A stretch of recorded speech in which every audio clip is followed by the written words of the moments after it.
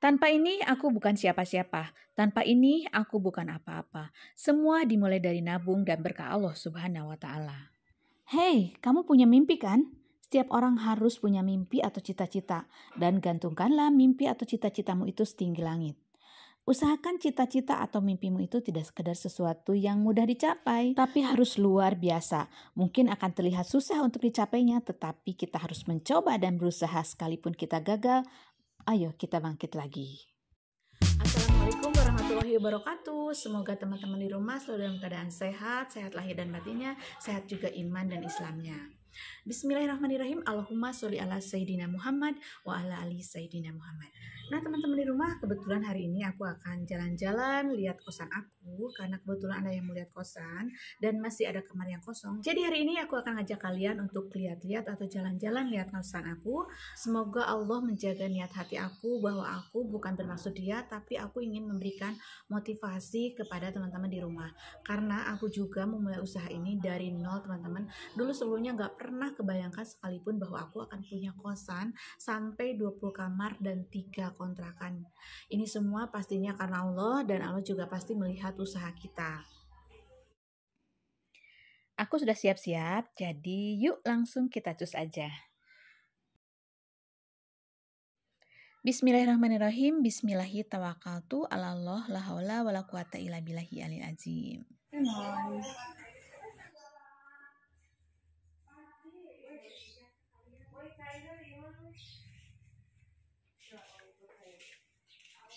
Dari sini kita jalan kaki aja ya teman-teman. Kurang lebih jaraknya itu sekitar 5 atau 6 rumah dari rumah aku.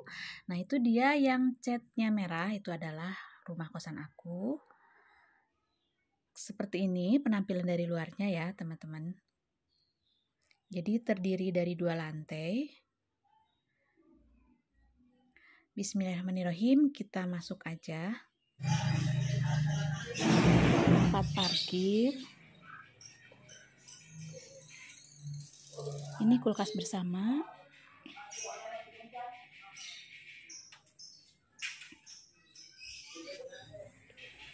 Assalamualaikum. Nah kurang lebih seperti ini ya teman-teman. Di kiri dan kanan masing-masing ada 3 kamar.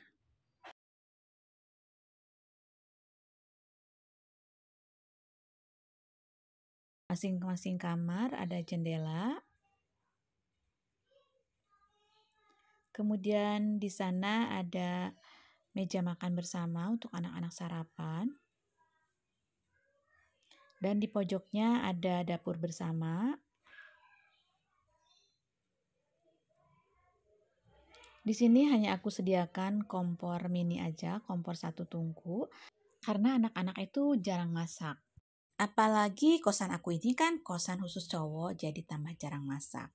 Nah ini ada pintu keluar menuju halaman belakang. Di sini aku sudah buatkan WC cadangan.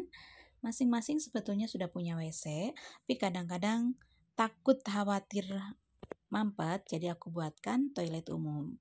Dan di sebelah pojok sana ada gudang untuk penyimpan peralatan kos, dan ini ada jemuran yang akan dipakai untuk anak-anak. Khusus untuk penghuni lantai 1, karena nanti di lantai 2 ada lagi. Kembali lagi kalau balik kanan, nah di sana itu tadi pintu masuk dari arah depan. Yuk kita intip bagian kamarnya. Nah ini aku udah ada di salah satu kamar. Fasilitasnya nanti aku liatin ya. Jadi ada kasur, ada lemari, ada meja juga.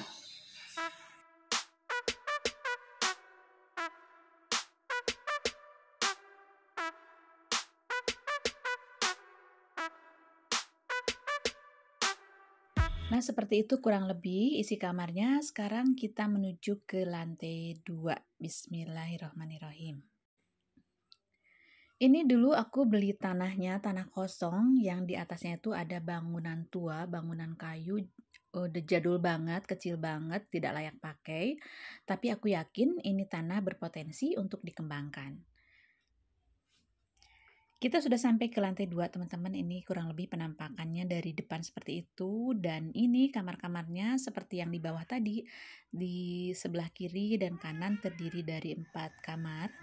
Masing-masing kamar ada jendela, juga ada toilet masing-masing.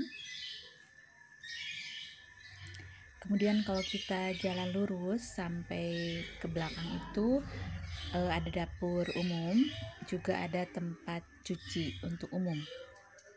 Jadi kalau di lantai 2 ini tidak ada meja makan ya, tapi kamarnya lebih luas. Itu dapur dan ini tempat cuci, kemudian ada tangga menuju ke lantai 3. Lantai 3 itu jemuran juga toren. Sebetulnya di masing-masing kamar ada jemuran, tapi jemurannya jemuran yang mini dan tidak kena sinar matahari langsung, jadi aku kasih lagi jemuran di lantai 3. Nah, ini keesokan harinya, sekarang aku akan nengok kosan aku yang kedua. Karena jarak kosan kedua dari rumah aku ini lumayan jauh, kurang lebih 300 meter, jadi kali ini aku boncengan sama bapak naik motor. Alhamdulillahirrahmanirrahim, kita sudah nyampe kompleknya seputaran kosan aku. Dan ini kurang lebih seperti ini penampakannya.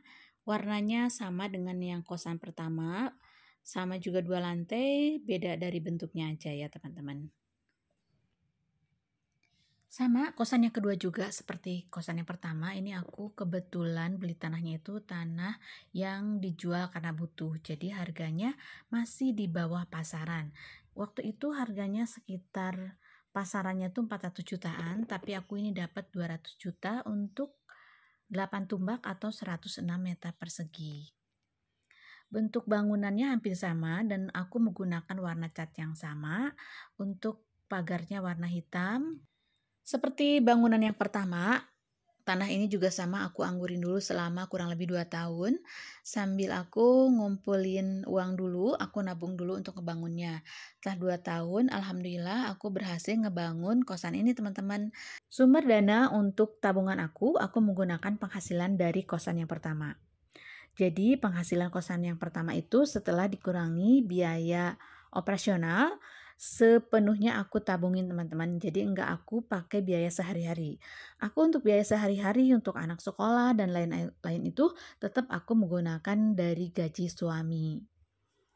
Jadi aku tetap hidup apa adanya, tetap hidup hemat, tetap hidup prihatin. Mungkin dari kanan kiri atau saudara aku sendiri suka bilang, udah punya kosan tapi kok hidupnya gitu-gitu terus gitu ya. Misalnya baju apa adanya, aku cuma punya sepatu mungkin hanya berapa biji gitu. Tapi itulah aku udah punya tekad, aku tidak mau ganggu uang kosan itu. Alhamdulillah Allah bantu sehingga aku bisa konsisten. Alhamdulillah berkat ridho Allah Subhanahu wa taala uang cepat terkumpul. Kosan aku itu kan totalnya yang kosan pertama itu ada 14 kamar. Satu kamarnya itu waktu itu harganya 900.000 per kamar. Aku anggap bersihnya adalah 800 per kamar. Dikali 14 kamar sama dengan 11.200.000 rupiah per bulannya. Kemudian kalau kita kali 2 tahun dikali 24 bulan sama dengan 268.800.000 rupiah teman-teman. Kemudian aku tambah dengan uang lembur suami, uang SPD suami, atau THR. Biasanya aku tuh kalau dapet THR ya nggak dipakai semuanya teman-teman. Setengahnya selalu aku tabung. Akhirnya berhasillah aku membangun kosan ini meskipun di akhir-akhir bangunannya itu uang sudah habis dan aku terpaksa pinjam sama adik aku. Tapi alhamdulillah nggak lama dari itu kosan aku langsung cepat penuh dan aku bisa segera membayar adik aku. Sama sekali aku nggak menunda-nunda dan tidak boleh ya teman-teman kita menunda-nunda utang. Apabila kita sudah punya harus segera dilunasi. Lamanya proses pembangunan aku lupa lagi tapi kurang lebih itu sekitar 6-8 bulan. Nah, selama proses pembangunan 6-8 bulan itu juga kan penghasilan kosan aku yang pertama tetap jalan. Jadi dari penghasilan kosan pertama juga alhamdulillah ada tambahan kurang lebih sekitar 60-80 jutaan gitu teman-teman. Nah teman-teman kembali ke video, ini aku sudah masuk ke kosan aku dan ini sudah berada di lantai 2. Ini adalah bagian dapur dari kosan, ini dapur bersama, jadi digunakan oleh semua penghuni. Dan barang-barangnya itu punya aku hanya sebagian, ini kebanyakan punya anak-anak kos.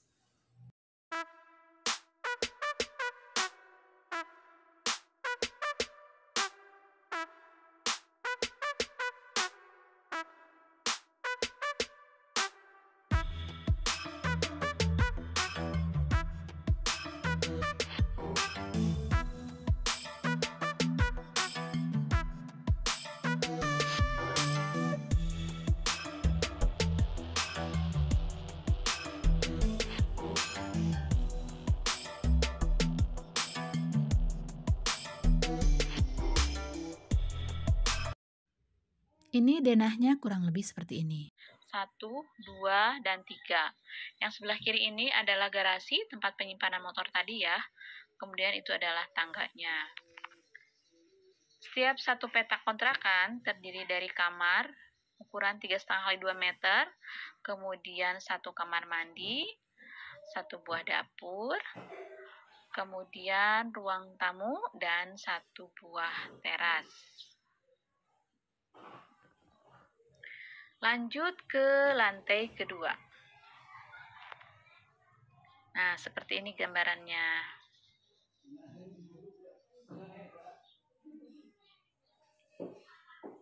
Nah, ini adalah di atas garasi ya, yang tadi ruang serbaguna, yang ada toran, kemudian meja makan, dapur kosan, dan lain-lain. Ini adalah gangnya, masing-masing memiliki satu pintu dan satu buah jendela di gang, dan satu buah jendela lagi di area sebelah jalan ya, sebelah dinding sebelah sana.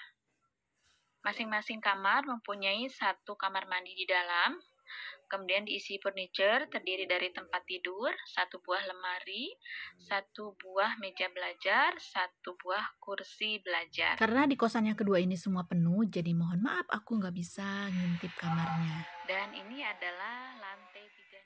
Selesai sudah teman-teman hari ini tur rumah kosan aku yang ke-1 dan yang kedua. Dan tadi juga aku sudah menceritakan bagaimana asal mulanya dari mulai menabung seperak 2 perak. Alhamdulillah akhirnya terkumpul. Aku belikan tanah yang murah tanpa bangunan yang layak. Kemudian aku menabung lagi, aku bangun kosan pertama, kemudian kosan kedua. Setelah punya kosan pertama, gaya hidup aku tidak berubah. Hasil kosan kemudian aku tabungkan lagi untuk membangun kosan yang kedua. Dan alhamdulillah semuanya sekarang sudah beres, sudah menghasilkan passive income. Jadi meskipun aku di rumah, aku tetap mendapatkan penghasilan. Dan jangan lupa sebagai tanda syukur kepada Allah, tidak hanya mengucapkan alhamdulillah, puji syukur, kemudian banyak istighfar, tapi kita juga harus membelanjakannya di jalan Allah. Selain kita harus memuliakan orang tua, berbagi terhadap saudara, tetangga, yatim piatu, masjid, jangan lupa zakat dan sedekahnya. Dan jangan lupa juga tunaikan umroh atau haji, ajaklah orang-orang tercinta, insya Allah berkah dunia akhirat. Teman-teman terima kasih ya yang sudah mendengarkan cerita aku tadi. Semoga bermanfaat, semoga menginspirasi. Ambil yang baiknya dan buang yang buruknya. Mohon maaf bila ada salah-salah kata. Terima kasih yang sudah menonton. Assalamualaikum warahmatullahi wabarakatuh.